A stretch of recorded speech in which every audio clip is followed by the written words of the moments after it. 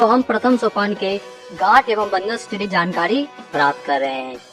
तो सबसे पहले हम लोग जानेंगे रिप नॉट के बारे में कि रिप नॉट को किस प्रकार हम बांधते हैं और इसका क्या उपयोग होता है। तो सबसे पहले हम लोग बांधने की विधि के बारे में जानते हैं। तो हमने अपने दोनों हाथ में रस्सी के एक एक सिरे को ले लिए हैं। एक सिरे को मैंने अपने बाएं हाथ में और दूसरे सिरे को मैंने अपने दाहिने हाथ में लिया।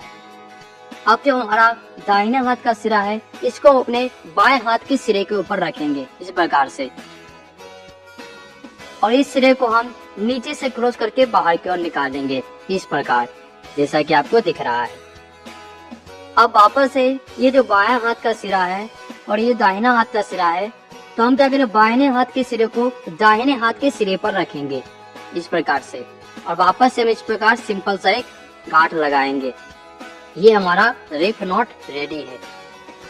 इसे डॉक्टरी गांठ, चपटी गांठ, चौकोर गांठ, स्क्वायर नॉट, हरकुलियस नॉट भी कहा जाता है। तो ये हमारा है रिप नॉट। अब रिप नॉट को पहचानने का जो टेक्निकल पॉइंट होता है, आप इसमें देखेंगे रस्सी के जो दो छोटे सिरे हैं दोनों एक तरफ है, और रस्सी के जो दोनों बड़े सिरे हैं वो एक तरफ है।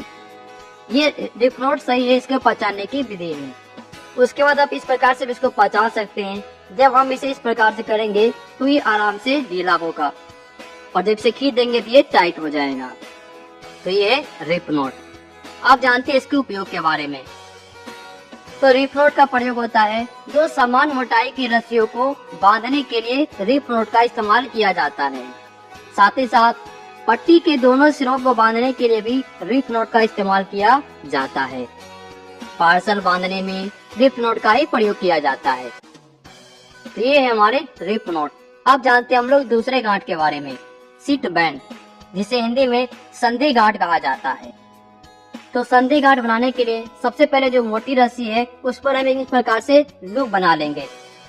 अब इस लूप के अंदर से हम रस्सी के दूसरे रस्सी के सिरे को हम इस प्रकार से पास करेंगे, जैसा कि दिख रहा है। अब इस रस्सी को हम इस रस्सी के नीचे से पास करेंगे इस प्रकार। अब ये जो रस्सी का सिरा है, यहाँ जो एक लूप बन रहा है, हम इस लूप के अंदर इस रस्सी को डाल देंगे इस प्रकार, और इसको हम खींच देंगे।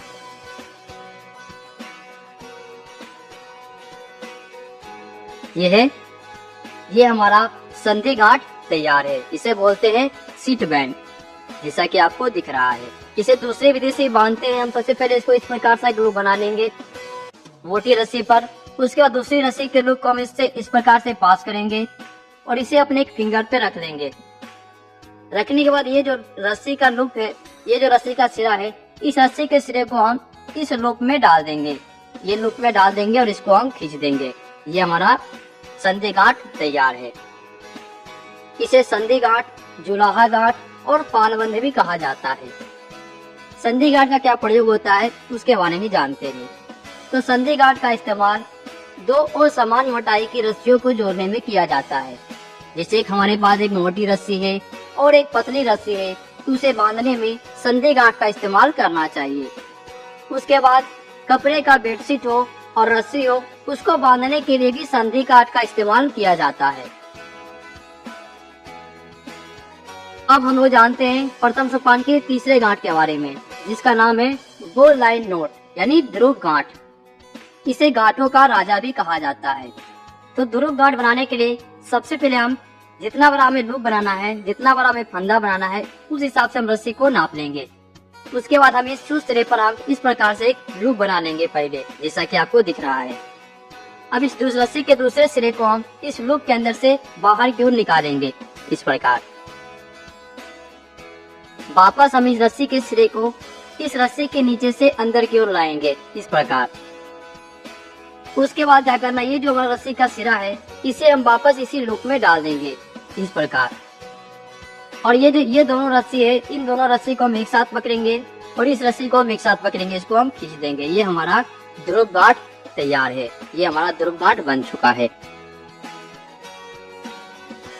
इसे ध्रुव गांठ, अटल गांठ भी कहा जाता है, क्योंकि यह गांठ अपने जगह से फिसलती नहीं है।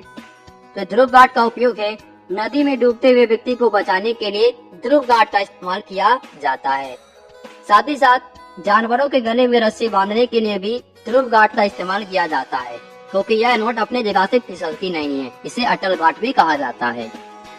अब जानते हैं हम लोग अगली गांठ फिशरमैन नोट के बारे में, यानी मछुआरा गांठ के बारे में।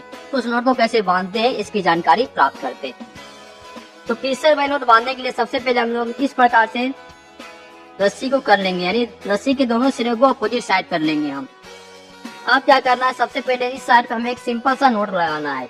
इस प्रकार से रख करके इसे हम वापस इसी लूप में डाल के एक सिंपल सा नोट लगा लिए। सेम प्रोसेस को आपको दूसरी तरफ भी करना है। तो इस प्रकार से हम इधर भी एक नोट लगा लेते हैं।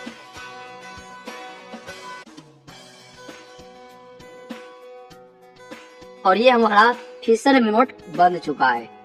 अब फिशरमैन बंधने के बाद हम इसको देखेंगे हमारा फिशरमैन नोट वर्क कर रहा है या नहीं कर रहा है। जब हम इसको खींचेंगे तो दोनों दिखेंगे आपस में पास जा रहे हैं। इस प्रकार से हमारा फिशरमैन नोट बन चुका है। इसे लोटा फांस भी कहा जाता है। साथ ही साथ दो भींगी और फिसलने वाली रस्सी को बांधने के लिए भी फिशरमैन का इस्तेमाल किया जाता है। तो ये था हमारा मछुआरा गांठ यानी फिशरमैन नोट। अब जानते हैं हम लोग अगली गांठ के बारे में। तो अगला गांठ हमारा है शिप सैंग, जिसे हम लोग लघुकर गांठ भी कहते हैं।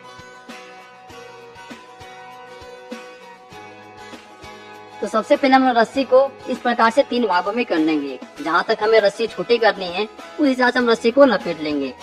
लपेटने के बाद हमें इस प्रकार से इसको ऊपर रखना है और इसे नीचे से वापस हमें क्या करना है, इस लूप में इसको डाल देना है और इसे हमें खींच देना है इस प्रकार से।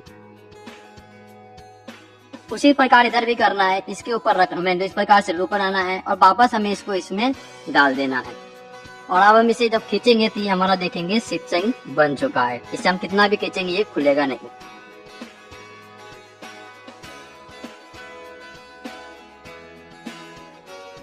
इस शिप सैंग का इस्तेमाल रस्सी को मजबूती देने में भी किया जाता है। अगर रस्सी हमारे बीच में माने ये जो हमारे बीच की रस्सी है ये कमजोर है तो इसे मजबूती देने के लिए हम लोग शिप सैंग का इस्तेमाल करते हैं। उसके बाद रस्सी को बिना काटे छाटे छोटा करने के लिए शिप सैंग का इस्तेमाल किया जाता है। अब जानते हैं हम लोग क्रो बीज के बारे में, यानी खूटा फांस के बारे में। क्रो बीज का इस्तेमाल अधिकांश जगहों पर किया जाता है। जब भी हम कोई बंधन बांधते हैं तो उसमें क्रो बीज का इस्तेमाल किया जाता है। सिर्फ डायगोनल लेसिंग को छोड़कर जितने भी बंधन होते हैं सभी में क्रो बीज का इस्तेमाल किया जाता है। तो हम जानते हैं क्रो बीज को कैसे बांधते हैं। तो क्रो बीज को बांधने की 2 विधि है। अगर हमें कोई छोटे से खूटे में बांधना है, छोटे से हमें लाठी के सिरे में बांधना है, तो किस प्रकार हम क्रो बीज बांधते हैं उसको जानते हैं। तो सबसे पहले हम दोनों को अपने एक हाथों में लेंगे। तो जो हमारे बाएं हाथ को सबसे पहले से ऊपर की ओर लेंगे, इस प्रकार से फंदा बनाएंगे। और जो हमारा दूसरा दाहिना हाथ में, इससे हम इस प्रकार से अंदर की ओर फंदा बनाएंगे। आप देखिए एक अंदर बाहर हो चुका है, एक फंदा हमारा ऊपर से है और एक फंदा हमारा नीचे से है। अभी क्या करना है, इस नीचे वाले फंदे को हमें इस ऊपरी फंदे के ऊपर रख देना है। सिंपल सा इसे उसके ऊपर रख दिए। अब क्या पता है आपको, कोई भी फांस होता है तो वो किसी ऑब्जेक्ट में लगता है, यानी किसी वस्तु में फांस लगाया जाता है। तो हमें इसे किसी खूटे में लगाना है तो किस प्रकार लगाते हैं। तो सबसे पहले हमारे पास एक खूटा है, हमको क्या करेंगे, इस खूटे के अंदर इसको डाल देंगे और क्या करना है, इसको आपको टाइट से दोनों तरफ से खींच देना है। ये हमारा खूटा पास बन चुका है। आप इसमें देख सकते हैं ये हमारा खूटा पास रेडी। अब हम इसे जितना खींचेंगे ये इस पर तनाव जाएगा और ये खुलेगा नहीं, और बल्कि ये मजबूत होता जाएगा। ये तो हमारा जब हम कोई छोटे से खूटे में इसको बांधना हो। अब हमें किसी पेड़ में खूटा पास लगाना हो तो किस प्रकार लगाएंगे उसे जानते हैं। तो मान लीजिए ये हमारे पास पेड़ की टहनी है, इस पे हमें खूटा पास लगाना है। तो सबसे पहले क्या करेंगे, हम रस्सी को इस प्रकार से रखेंगे, बाकी रस्सी के सिरे को हम इस प्रकार से इधर लाएंगे। अब इस सिरे को हम वापस इस तरफ से रखेंगे, यानी इस रस्सी से हमें क्रॉस करना है। इसको इस प्रकार हम इसे क्रॉस करें। क्रॉस करने के बाद और इस सिरे को हमारा जो ये लूप बन रहा है इस लूप के अंदर से निकालेंगे। तो सबसे पहले हम इसको इस लूप के अंदर से निकालते हैं। सिंपल से इस लूप के अंदर से हमें इसको निकालना है। निकालने बाद इसको हमें खींच देना है। ये हमारा खूटा पास बन चुका है। ये देख सकते हैं ये खूटा पास लग चुका है। खूटा पास का इस्तेमाल किसी भी बंधन को बांधने से पहले शुरुआत में खूटा पास का इस्तेमाल किया जाता है। सिर्फ डायगोनल लेसिंग को छोड़ करके जितने भी बंधन हैं सभी की शुरुआत में क्रो बीज का इस्तेमाल किया जाता है। जानवरों को बांधने में भी क्लो बीज का इस्तेमाल किया जाता है। तो ये थे हमारे प्रथम सोपान के गांठ एवं बंधन से जुड़ी जानकारी। प्रथम सोपान के अंतर्गत 2 बंधन भी आते हैं, जिसे शियर नेसिंग मार्क 1 और शियर नेसिंग मार्क 2 कहा जाता है, और एक और फांस है जिसे 1 राउंड 2 हाफ हिच कहा जाता है। इसे बांधने की जानकारी हम लोग अगले वीडियो में